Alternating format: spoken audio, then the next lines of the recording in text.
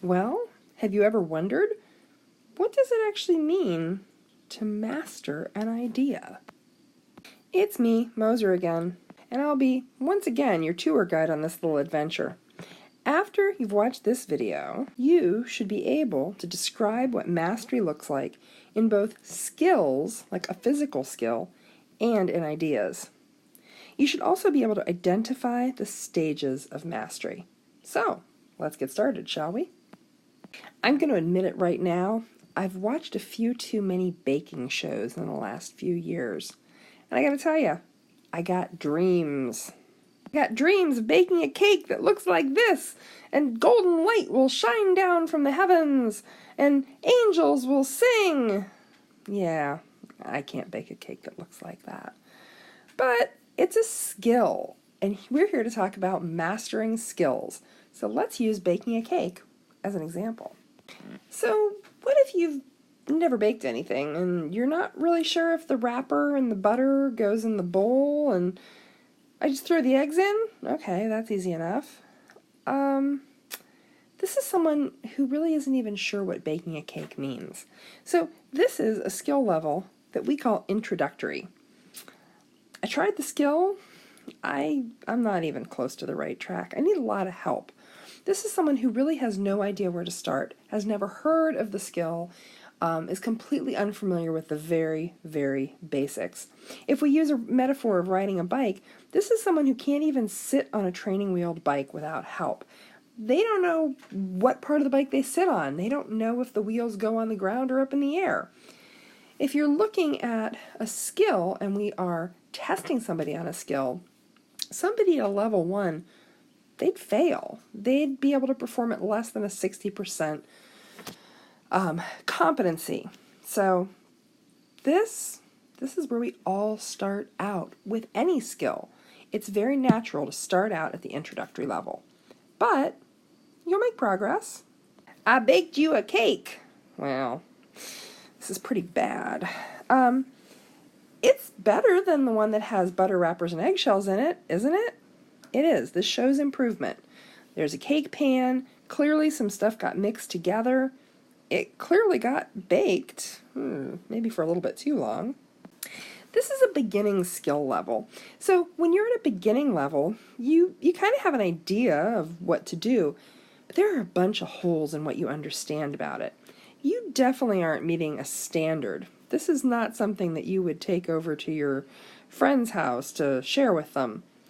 Someone who's at a beginning skill level, if we use the metaphor of riding the bike again, well, they can sit on the bike with training wheels, but they can't seem to pedal. They can't seem to go anywhere. And if we were testing their competency at baking a cake, they would probably have about a D. They'd score way down there. They still need a little work. Hey, that's a cake. It's not a pretty cake. We hope it tastes good, but it is recognizably a cake. This is real progress, and we would label this a progressing skill level. So the person who's baked this cake, they almost have it. They've got a few gaps. They need to learn how to frost a little bit better, and it looks like their cake's a little slumpy, but with some more work, they can get there. They can bake a good, reasonable cake. This is the kid who's got training wheels on their bike, and they can ride just fine. They still need some help. It's okay. They'll get there. Again, if we were testing them and looking at a percentage of competency, we'd expect them to score somewhere in about the 70s. They're almost there. They're really, really close. Woohoo! That, my friends, that is a cake. Nobody's going to argue that it's not a cake. It doesn't look bad. I mean, it's nothing fancy. You're not going to win Cake Boss with it. But it's a cake. It looks nice. It looks like it would taste nice. I'd take that over to my neighbor's house. This is mastery. And this is kind of what we're shooting for. So, the person who baked this cake, they have actually mastered the skill of cake baking. They have frosted it. It's not slumpy. It's not crooked. The frosting's not all running off it. Is it perfect? Probably not. But it's totally acceptable. They can ride a bike on the road with no help if we're using the bike metaphor again. They meet the standard. If you said, can you bake and decorate a cake? Their answer could be yes. Now, if we're testing their competency, they're probably still at the 80 to 90% level. We consider you to have mastered the skill when you can do 85% of the work perfectly, which means you still have mistakes. That's fine. Well, is there any place to go from here? Whoa, that's pretty. I wouldn't even want to eat it. It's too pretty. I bet it tastes really good too. Well, I can't do that, but this is someone who has definitely gone above and beyond the standard. They have got an advanced grasp on this skill. These people are good. They're rock stars. It's like a cake ninja. If we're thinking about percentages, if we test them on their cake making and decorating skills, they're getting the 90 to 100%. There are very few mistakes. Oh, maybe one of those flowers is uneven, or maybe there's some little dribble of frosting someplace, but wow, that's a cake. If we think about this in terms of the bike riding metaphor, this is somebody who can do all kinds of crazy tricks. They can ride off ramps, they can stick landings, they don't even fall over and break stuff anymore. They're a rock star on the bike. Well, what about mastering an idea? Does that look different? Let's take a really fundamental idea from biology and explore how it would look as somebody goes through the stages of mastering an idea. So here's one. All living things share some characteristics.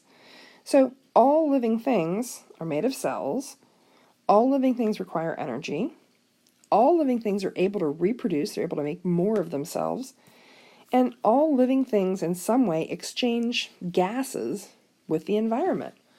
What does it look like as you master this idea? Well, at the introductory level, it honestly may all be questions. Maybe you weren't aware that living things all shared anything, and you've never heard of cells. You don't even know what gases are.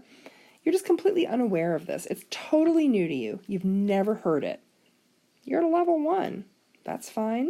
You got to start someplace. Well, as we get to somebody who's beginning the process of mastering this idea, they might understand that there are living and non-living things, and they know that you can tell them apart. So they know the difference between a goldfish and a car, or mushrooms and a rock, or plants and a book. They know that there are definitely things that you can look at and say, nope, that's not living, or yep, it is. But they probably can't explain why they know that. So they do know that there's a difference, but they can't identify what the difference is, and they can't describe how to think about the difference. They're still at a beginning stage. They're sitting on the bike with training wheels, but they're not going anywhere. As that individual progresses, they start to have a grasp on the things that living things share, the characteristics they have in common. So maybe they heard something about cells. I don't know. Aren't they little things that make stuff up? Are they like atoms? I'm not sure. They're little. I know that. And maybe they can say things like, well, all living things have to eat, which isn't precisely true. Some things make their own food, and eating really means taking in another organism, but okay, you get that they have to have energy. And maybe they can say something like, all living things breathe, which again, isn't exactly true, but it starts to get towards something that's true. We typically don't think of plants as breathing or mushrooms as breathing, but they do something similar. This person's on the right track. They might even say something like, well, some living things have babies. They might not understand that mushrooms have babies just like goldfish or earthworms. They don't quite have that idea generalized. It's okay. They're getting there. This person would probably score a 70 to 79%. They'd be in that range where they're almost to the point that they have it. What does it look like when you master it? Well, when you've mastered that idea, maybe you can not only say that, yeah, all these living things, they all have cells, they all breathe or do something like it, they all take in gas and give off gas. They all have to get energy from someplace. They might have to eat something, they might use the sun. You've got the characteristics, and you can probably even use them to identify which things are living. So you might be able to take a checklist of those characteristics and look at a given thing and use that knowledge of the characteristics of living things to classify something as living or not. You're not only understanding the ideas, but you can use them. That's important. The person who's gone above and beyond in their understanding of an idea can now not only use that idea to simply identify and compare, but they can use that idea to think beyond the simple identification, the simple comparison. Maybe you can take your knowledge of what living things need and what they do to design a system that uses what living things need and do to accomplish some kind of end. Maybe you can predict how living things will react when something in their environment changes.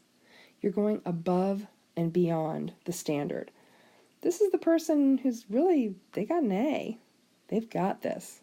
They are a biology ninja. Okay. Do you feel like you can describe what mastery looks like in both skills and ideas? Can you identify the stages that one goes through as you're getting to mastery? You're ready to do the worksheet and keep moving on. Master that material.